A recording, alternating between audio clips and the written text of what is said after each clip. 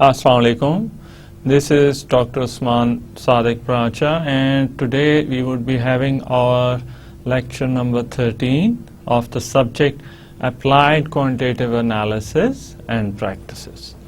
Previously, what we did was regarding how to find normal probabilities, and we just went through how to tackle this issue from numerical perspective, how to basically solve these problems, and how to convert a standard value into a z value, and then how to plot it in a normal distribution curve, and once we have plotted it, how to find out the probability of occurrence of such value.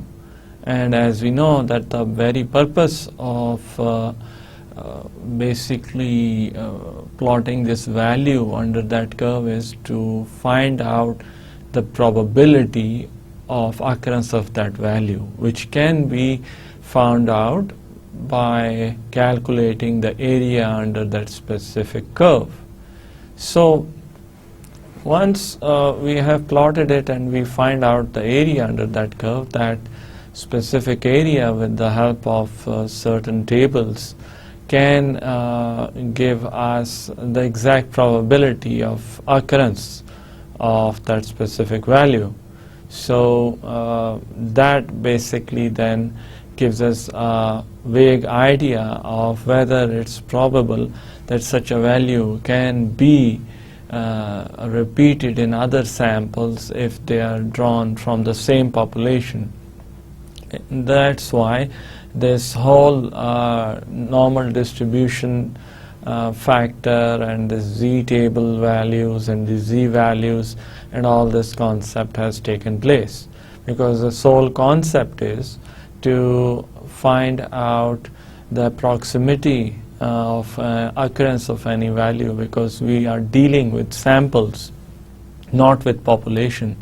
So once we are dealing with samples, we are basically dealing with uncertainties, because any value or any statistic obtained from the sample, it's not necessary that that value may be generalized to the whole population.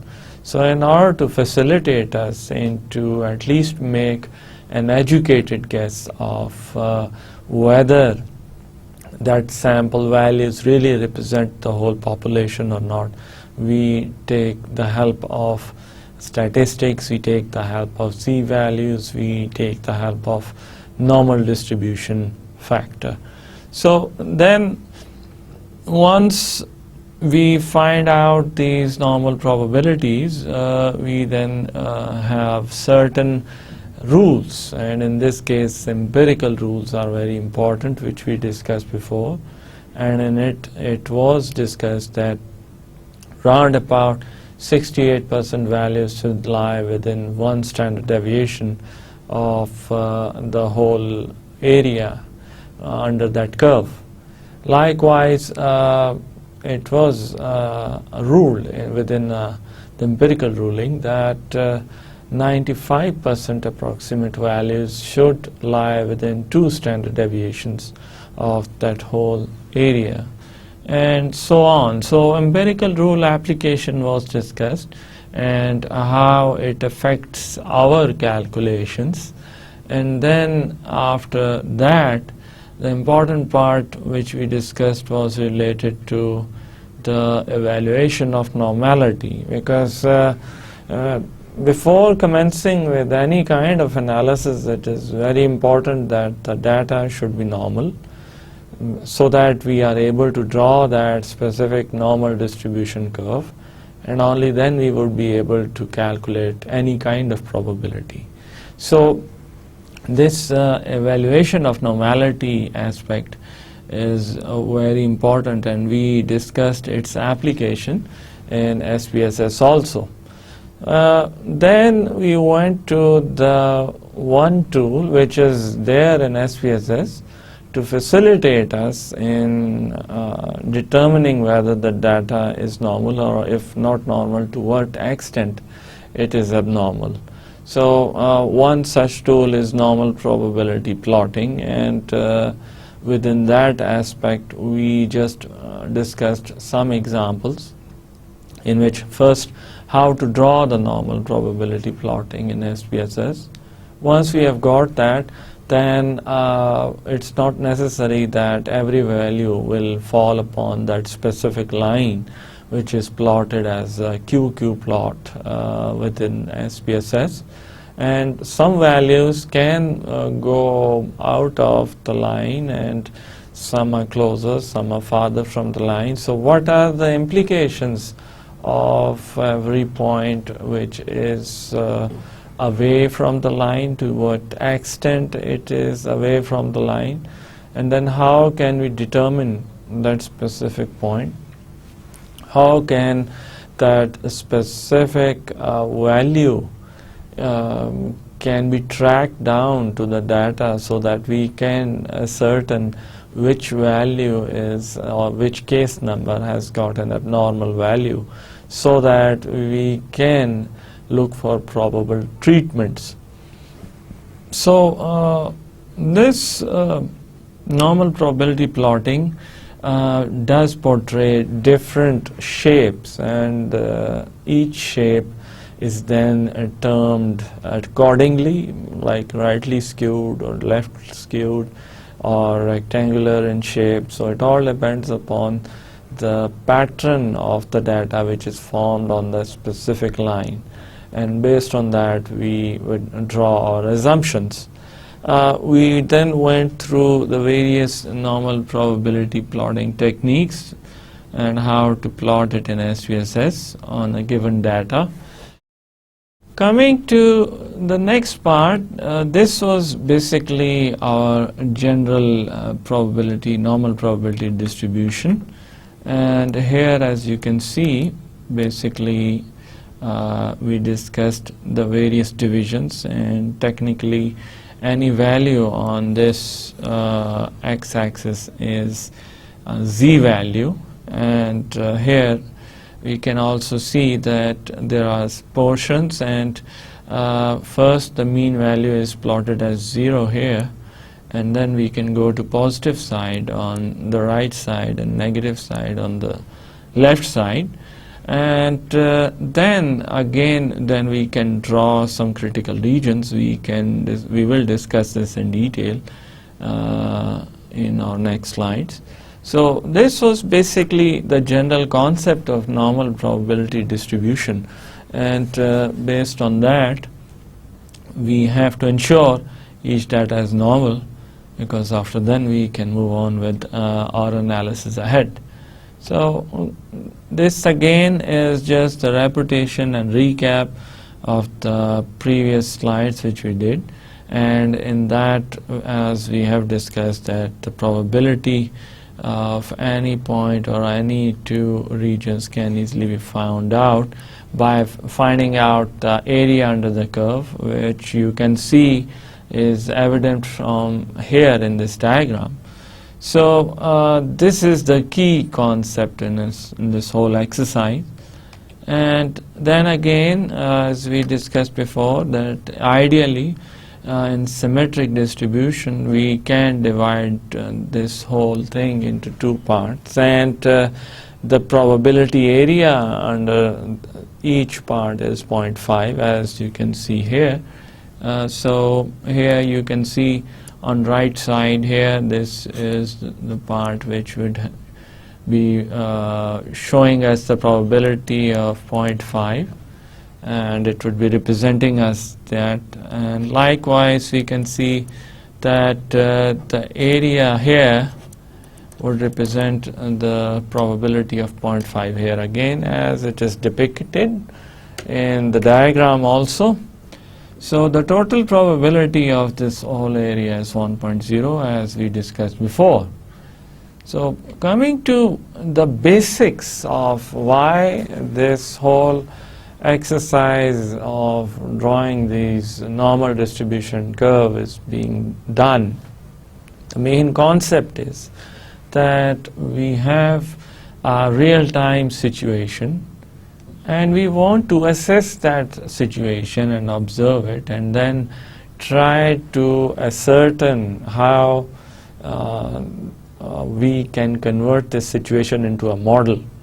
So here we can see that there is an example like that in real world. It's just a metaphor, in fact, that how a bridge which is drawn in the real world, and we try to draw this bridge model on paper, on statistical terms, in terms of calculation, and if we are not able to grasp the concept statistically in full meaning, then it's a kind of a poor fit, which you can see from here. And it's shown here, again I must remind you, this is just a metaphor, an example, that the bridge here which is drawn is not portraying complete picture of the real world bridge which is shown here.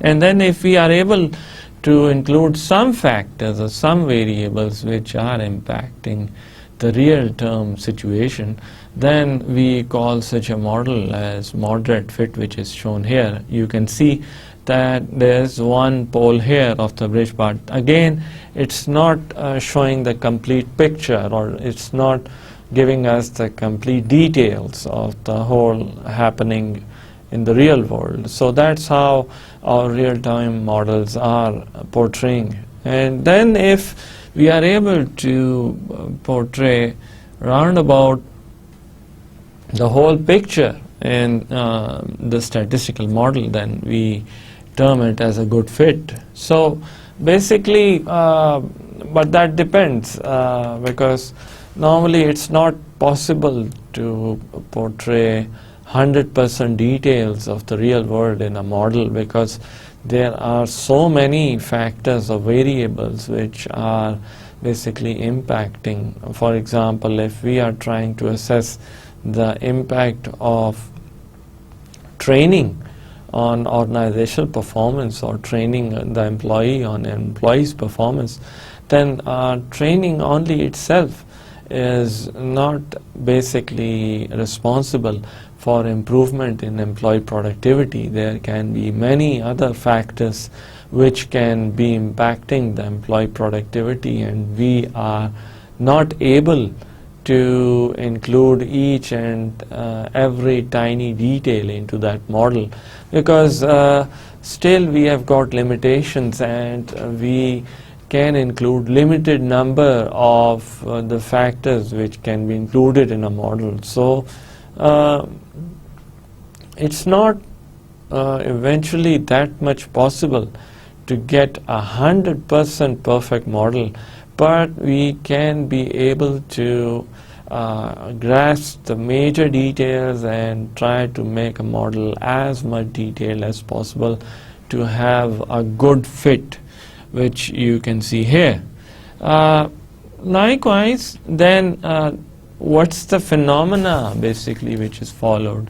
And in this case we see here that first we initially observe what's the phenomena going on.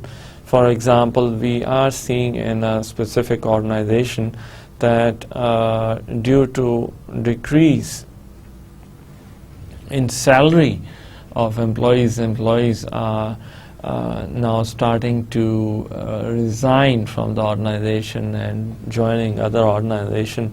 So we are observing various factors within an organization which are triggering this event of turnover of employees in an organization. So we just observe a specific happening or phenomena, and then basically the data which is available here can be on the basis of observations which we may have been doing, and it's just our general assessment of the situation which we are seeing around.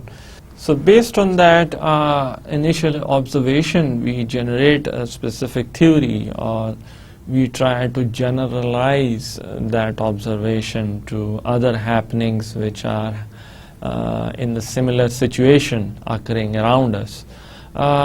when we have generated theory, and theory basically can be anything. For example, let's say we have observed that the stronger is the organization in terms of resources from the inside, then it can be able to achieve greater profits or greater competitive advantage. So we have observed that an organization which has got more physical or infrastructure and more human resource, more good human resource, and more effective equipment, then such firms are able to compete well with other firms in the market.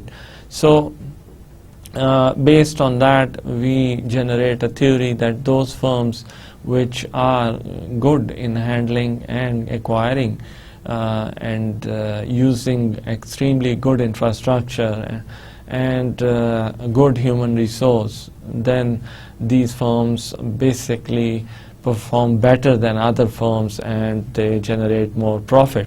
So this basically observation then is translated into a theory, and such a theory, let's say, has been termed as resource-based view. So these theories, every theory based on the phenomena which it is trying to explain, is basically given a name. And once that theory has been tested by quite a number of researchers in different kind of scenarios, in different firms, in different countries, whether developed or underdeveloped. So based on that, they basically approve or disapprove that theory or amend the theory assumptions. Now once we generate a theory based on our initial observation, then we basically generate hypotheses and we assume some statements that based on our observation. Now once those hypotheses have been formed, then we can identify the main players within that hypothesis and what are the main variables or factors which are basically playing a role in that hypothesis. After that, then we go through our next stage. That is that once we have identified the main players and the variables or factors which are involved in that assumption or hypothesis, then we need something to prove that. And in order to prove that or test that, we need some kind of experiment. We need some kind of data from the respondents, from any kind of respondent which is necessary in that study. So what we do is we try to collect the data from the respondents or the observants, and we get the theory to be tested. And in order to do that, this is important that we measure those factors. We must have not only identified those variables first, but also we would have to develop the means to measure them.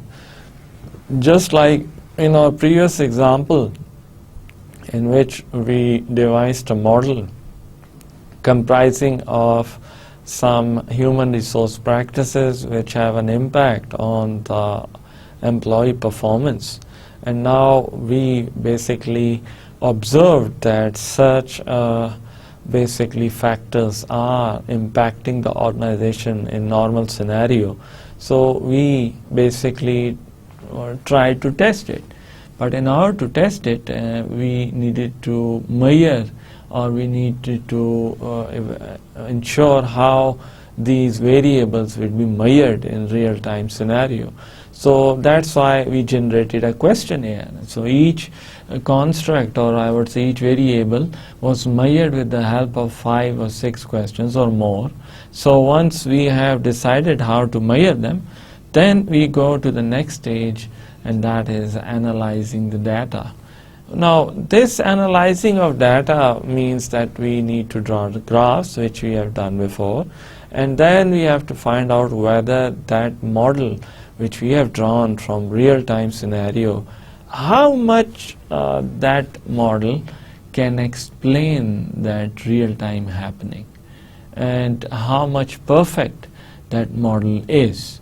So in order to do that, then we analyze the data on the basis of the various values given to us. So this is the formal process which is commenced in the whole exercise, and once we do that, then we know very well that the theory is tested, and we draw certain assumptions about the theory once we have got the results of that data. Now, as we have explained here, that theories basically are the set of principles that explain some findings about a topic, and from where new hypotheses can be generated. However, this kind of theories should be tested in multiple environments before they are given some permanent shape in the literature. So once we have drawn the theory, and there are many theories around us in this case, like resource-based view theory, Porter theory. You may have studied the 5 forces model, which is given by Michael Porter in marketing. So like this, there are many theories which are existing, and every theory is basically giving us certain principles, certain set of rules which are basically active within any social phenomena. So these theories, of course, have been tested again and again, and then have been generalized in literature to some extent.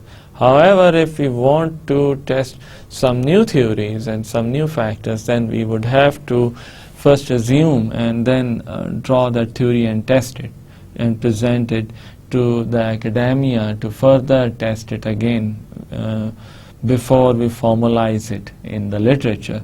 Now, hypothesis basically is the prediction from a theory, and basically that's based on that prediction we test that theory. And here is just an example that firms investing in their human resources will generate more profit. So this is just one hypothesis which is drawn from a specific theory. Now, that theory can be in the form of, let's say, RBV, which we discussed before, and which says that internal resources of a firm can help the firm achieve competitive advantage or achieve more profit. Now, these internal resources can be anything. They can be tangible, they can be intangible, and based on that theory, here I have just given you an example that firms investing in the human resource, and human resource is one another, it's another important internal resource of a firm. So internal resource of a firm, if that theory says that internal resource of a firm will help the firm generate more profit, then in that case we can say that yes, we can derive a hypothesis from that theory, and that hypothesis is just discussed. Now, then there is another concept called falsification, and it's termed as basically the act of disproving a theory. So falsification of theory occurs, and then again in literature, in business research, again there is a very much possibility that two different school of thoughts may exist in basically describing a specific phenomena. For example, one school of thought may be saying that the competitive advantage of a firm is attained through human resource practices. And the other school of thought says that no, we cannot basically attain competitive advantage through that human resource practices, but in fact that specific competitive advantage will be achieved through the human resource itself. So they are based on their skills and capabilities. So there are always arguments and counter arguments, and two opposite sides always exist, and they always keep on arguing to prove their point. So in many research studies in different dimensions of social research and business research, with reference to a specific argument, two different point of views can exist, and two totally different group of researchers would be working on it to prove their point. So same theory can be accepted by a certain school of thought, basically researchers, and the same theory would be nullified by another school of thought researchers, and both will compete each other to prove their point. So both have their space in literature, and basically both are given importance. So this is just an example in which a hypothesis has been developed. So the hypothesis here states that employee training improves employee productivity, and basically this is portraying a specific theory at its background, which is stating that human resource practices can be a source of competitive advantage of a firm. So from that specific theory we have drawn these hypotheses, and once we have stated the hypothesis, then we can extract the relevant variables from that. And here you can see that the independent variable, or you can say the proposed cause or the predictor variable, here is the employee training. And likewise then the dependent variable in this case, which is the effect of that proposed variable or the outcome variable, is the employee productivity in this case. So once the hypothesis is defined, then it's easy to draw variables from that hypothesis. Now once we have gone through this exercise, then we just come to the fact that more detailed view is needed in order to know that what is a hypothesis. And basically it's a claim. It's a claim about a population, not a sample, but a population. When we are saying that employee training will be responsible for influencing the employee productivity, then we are stating this fact for the whole population of our study. And if in our study the population is all IT companies in Islamabad, then we can say that this hypothesis is focused on the impact of employee training on employee productivity on all the population which is included in the study now. Now here this is just a small numerical example, and we can say in this case that the mean monthly cell phone bill in a specific city is $42. So basically likewise we can determine another hypothesis for proportion as well, and it can be that the proportion of adults in this city with cell phone is 0.68. So basically here what we are stating here is that we are assuming the occurrence of a certain figure, a certain aspect within a population, and we are assuming that it is there. Now once here in this example we have just assumed that the mean monthly bill would be a certain figure. Now this is applicable to the whole population, but how can we prove that? So here we have further than dividing the hypothesis into two types, and one is called null hypothesis, also termed as H naught.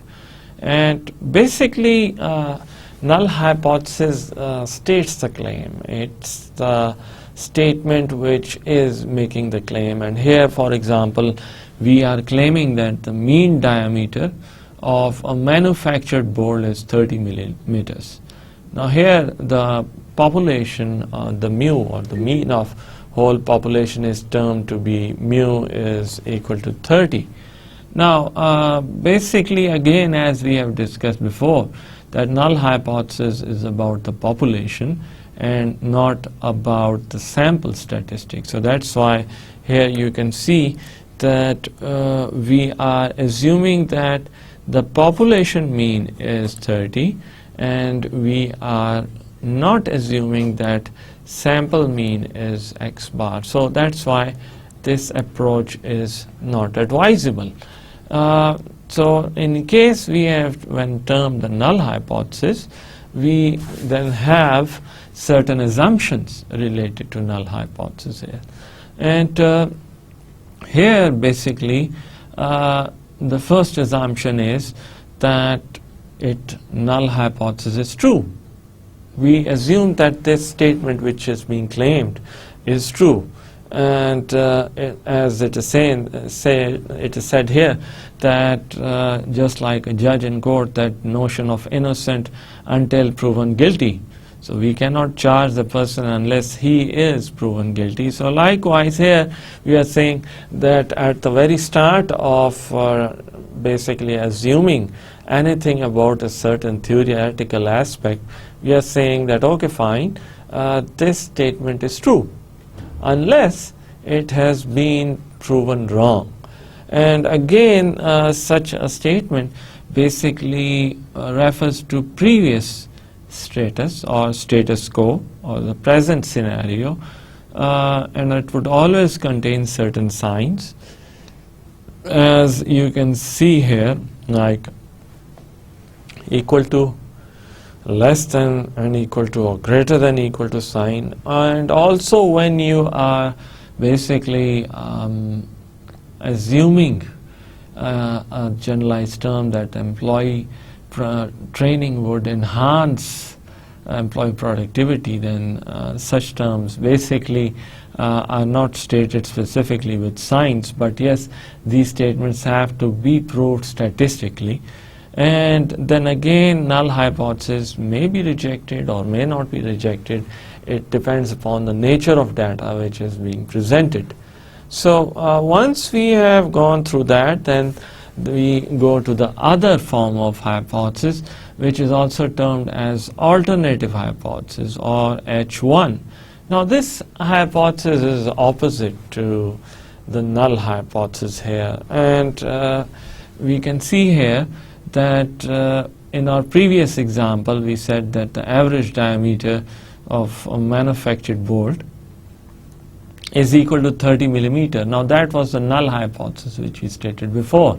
Now here the alternative hypothesis would be opposite to that, and it would say that this stated average diameter of that board is not equal to 30 millimeters. So here basically this is the alternative, or it is challenging that status quo. Again, it won't contain any signs because we are not claiming specific anything. And again, like null hypothesis, it may be proven or it may not be proven. Basically, this is the hypothesis that the researcher is trying to prove and is trying to ascertain. But it depends. Sometimes even the researchers are focusing on proving the null hypothesis also. So these are the two types of hypotheses which are basically followed. First, while stating any claim regarding a theory. And once we have done that, then we what we do is we basically make a claim, and here as you see that the claim has been made regarding a certain population mean, and it is said to be equal to 50. Now here you can see that H naught or null hypothesis in this case is that okay, mu is 50 and the population mean is 50, but alternative hypothesis on the other hand is stating that no, that cannot be true, and it is other way around, that the mean population is not equal to 50. So once we have ascertained the two hypotheses like null hypothesis and alternative, then we have to find out the sample of the population, and then we try to find out the sample mean. Now here you can very much see there was a certain population, and then once we have determined the population here, as you can see here, then we have to derive the sample from the population here, and by focusing on that, then we have a certain hypothetical example. And here let's say that suppose that the sample which has been calculated from the population, it has a sample mean of 20. Now again, the sample mean which has come as 20, it's very much lower than the claimed mean of 50, because there's a huge lot of difference between these two. Now basically such a different sample mean would be difficult to get. That's why it would be so that null hypothesis may be rejected. So in other words, we can say, as stated here, that if we are given a sample mean of 20, so if population mean on the other hand is 50, so it can be portrayed here that the difference between the sample mean and population mean was so large that it is very unlikely that our null hypothesis be true. Then here basically based on that, our assumption as shown in the diagram here is that in reality the sample mean is 20. We are basically assuming that population mean mu is equal to 50 if null hypothesis is true. But again, from initial observation, the distance between these two, or the difference between these two means is quite large.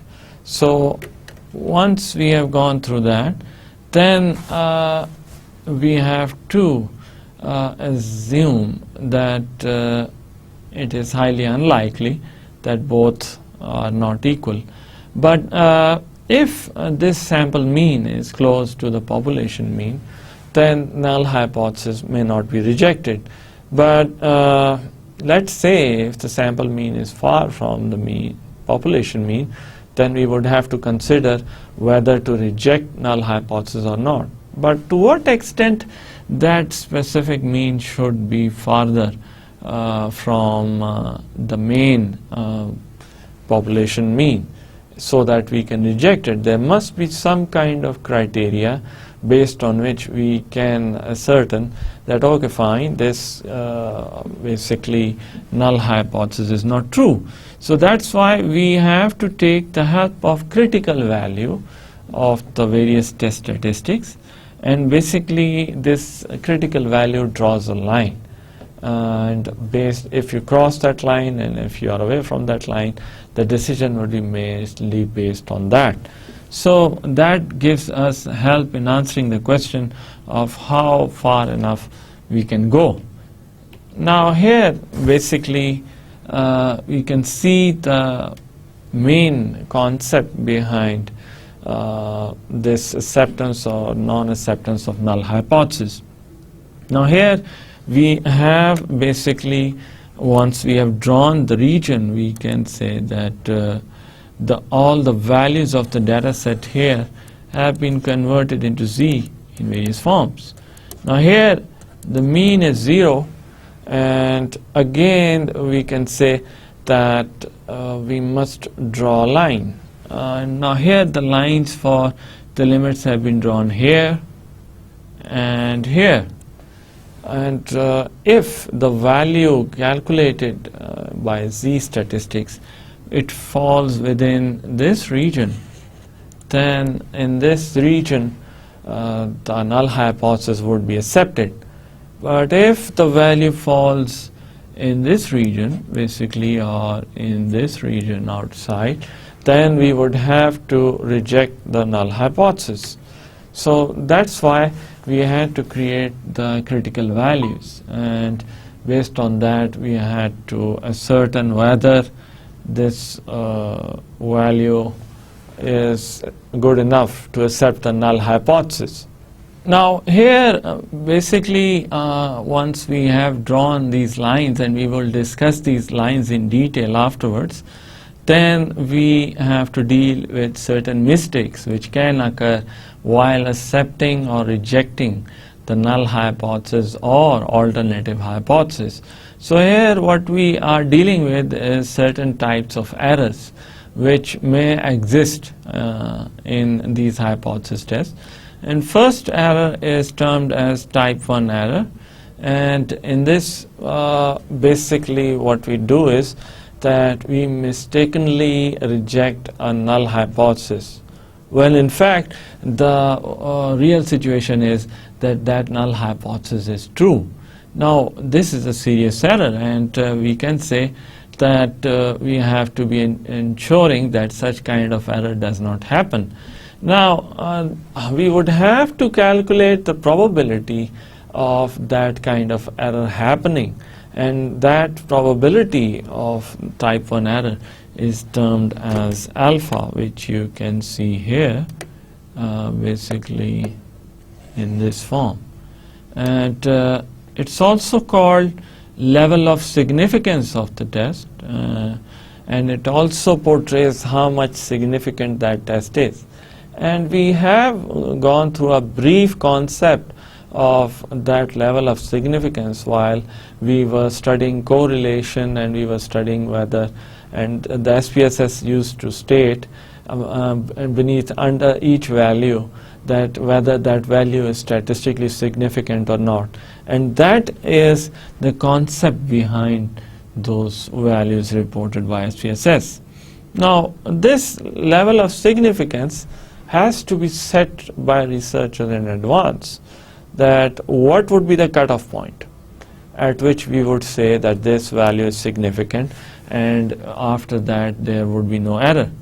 Now then there is another error termed as type 2 error, and in fact this is failure to reject a false null hypothesis. Now here in other words we can say that we accepted the alternative hypothesis, which in fact basically is not true. So basically the probability of such kind of error is basically calculated through and showed through this sign called beta. So this is failure to reject a false null hypothesis. And in this case that's termed as type 2 error. Now both these errors are of vital importance, and we have to ensure that we avoid both of these errors while testing a hypothesis in this case. Now so this is just a diagram which gives us a more clear picture, and in this case you can see that in case of decision here, let's say we did not reject H naught, but H naught is true in this case, then this is the ideal scenario, and in this case we can say yes, there is no error, and probability of that happening has been calculated by taking 1 minus alpha. However, we do not reject H naught, but in reality H naught is false. Then this gives rise to type 2 error, which is shown here, and the probability of that error is calculated from beta here. Now on the other hand, if we reject H naught and in fact H naught is true, then this is type 1 error, and again it is represented and calculated with the probability of alpha. Now if we do reject H naught and in reality H naught is false, then obviously there would be no error, and the power of that test can be calculated in that case by taking 1 minus beta. So these are various situations in which we assume something, and in reality the situation may be different. So in all these scenarios, what would be the error type, and how would we be calculating the probability in this case? So once we have gone through that, then we have got a certain coefficient called confidence coefficient, and it's the probability of not rejecting H0 when it is true. So basically we do calculate that confidence coefficient, and then is confidence level of that hypothesis test. Again, we have just taken the percentage of that confidence coefficient, and it's just another way of portraying our test results in this case. Then power of a statistical test, as we have discussed, it's the probability of rejecting H0 when in fact it is not true. So coming to that, then this must be kept in mind that both cannot occur simultaneously, and type 1 error can only happen if H0 is true, but type 2 can only happen if H0 is false. So basically in this case we can have a detailed look at all else equal when beta will go up, when the difference between hypothesized parameter and its true value go down. So both are opposite to each other. When one type error possibility decreases, the other type 2 error possibility increases. So they are both opposite, and in this case not only are they opposite, also beta will shoot up when we have got alpha going down, then beta would go up when standard deviation goes up, and then sample size goes up, so is beta basically, which goes up also. So these are the main factors which may affect the type 2 error which we have discussed before. And now here you can see that how to calculate the critical values, and here we can see that the level of significance here is portrayed by alpha, which is shown here, and we are just trying to find out the hypothesis in which we portray that mu will be 30, and alternative hypothesis mu will not be equal to 30. So here we are seeing, we have just plotted this main population mean here. The data has been converted into z values and plotted in x-axis here, and now here based on that we can draw two basic cutoff points, and each cutoff point basically represents alpha by 2 level.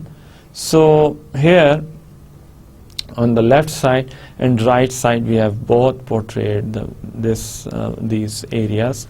The reason behind that is that it's a two-tailed test. We are not sure about the direction of these variables which we are trying to test, and we have no idea whether it's positively related or negatively related. So we basically take the two-tailed test. So the rejection region then in that case lies in both the regions, in positive side and in negative side. So how to find out the hypothesis, how to test these hypotheses when we are given basically standard deviation, and when we are not given standard deviation. So if we have known the sigma here, then we have to apply the z-test in this case, and if the standard deviation is unknown, then we would go for t-test in this case. So going to that, here we have an example in which z-test of hypothesis is being calculated when we know standard deviation. So this is just a very customized example, and normally it doesn't happen in real time, because in real time mostly collecting information about the population of any organization, we do come to know that in most of the cases this value is not given. So here, basically, in these two scenarios, different types of testing is done. And in case standard deviation is known, we will go for z-test to test the hypothesis.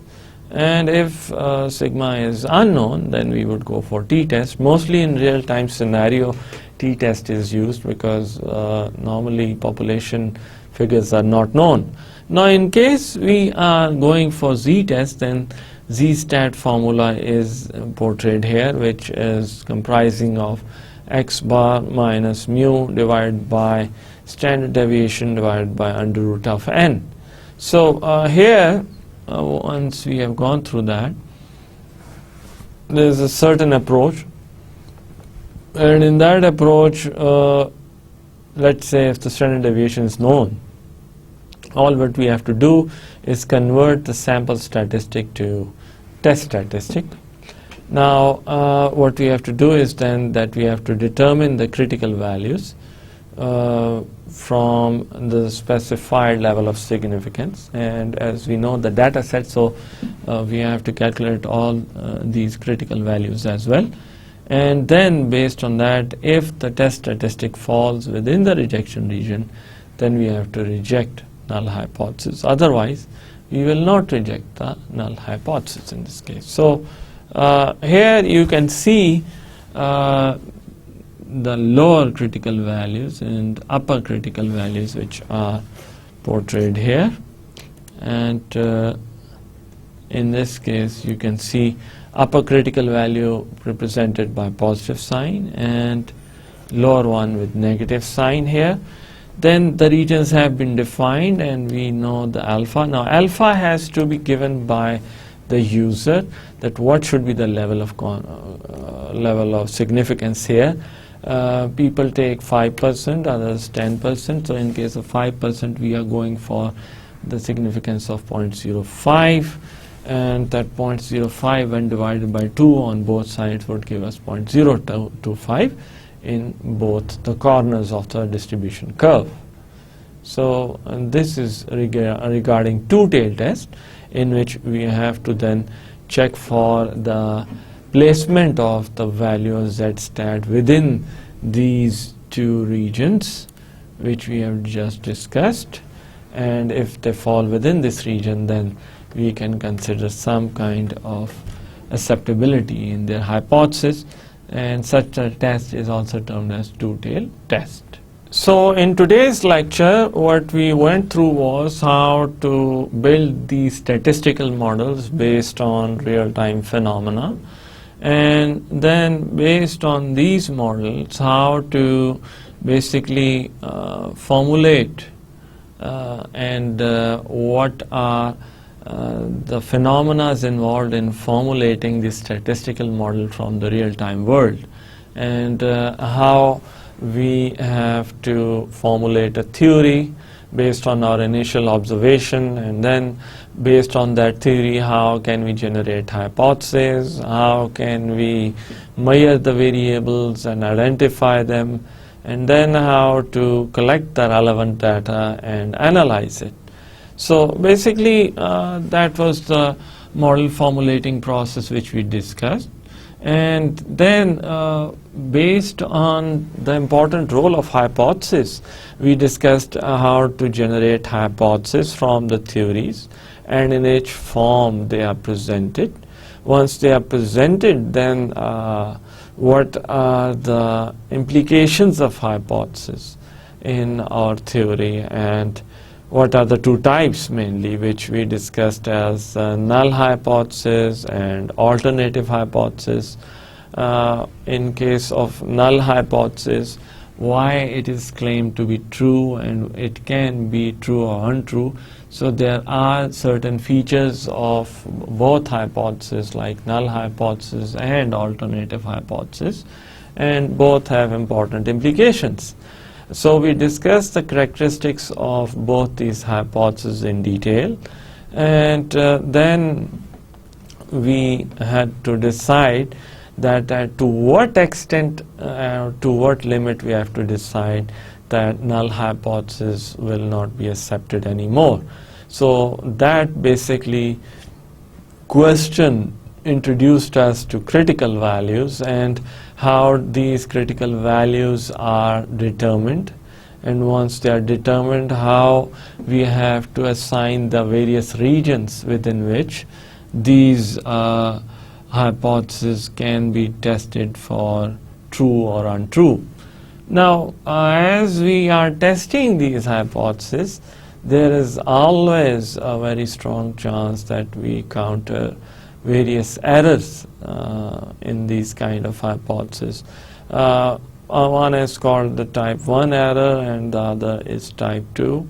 Now, in this case, we discussed in detail that a type 1 error would be happening if we accept null hypothesis as true and it is not true. And then basically in that case the probability, how it is to be found out, and likewise alternative hypothesis case, the type 2 error is opposite to type 1. But again we discussed the various properties of both these errors, and we also determined that both of these errors cannot occur simultaneously. So each error can exist at its own time, and with the presence of one, the second cannot occur. So that's why we had to determine what are the end limits, and once we did that, we went through how to commence with the standard hypothesis test for the mean. So here in this case, this is very much evident that no doubt in that we have learned certain statistical tools to explore the data descriptively, to find out the relationship between the data. But all that cannot be completed without the induction of hypothesis, and whether our assumption in the form of hypothesis is true or not. So that's why this is a very important topic regarding the approval of our values or not. So we have to see whether such hypotheses which we have made are applicable for the whole population or not. And as we are dealing with samples, so that's why it's basically it's important that we have to include this hypothesis test to test it on sample, because it's not practically possible to calculate the whole population parameters. So we have to rely on sample, and once we are going to sample, then we have to deal with all this hypothesis testing. And yes, there is always the possibility of errors happening. So we have to keep that in view too, and then we have to determine what's the level of significance, and we have to determine that level of significance alpha by ourselves in every study. Likewise, we have to ascertain the power of a test in the form of 1 minus beta as well. So these are the few specifications we would have to determine before testing anything, and that is important. So that is enough for today's lecture. I hope you understand it. Thank you so much. Allah Hafiz.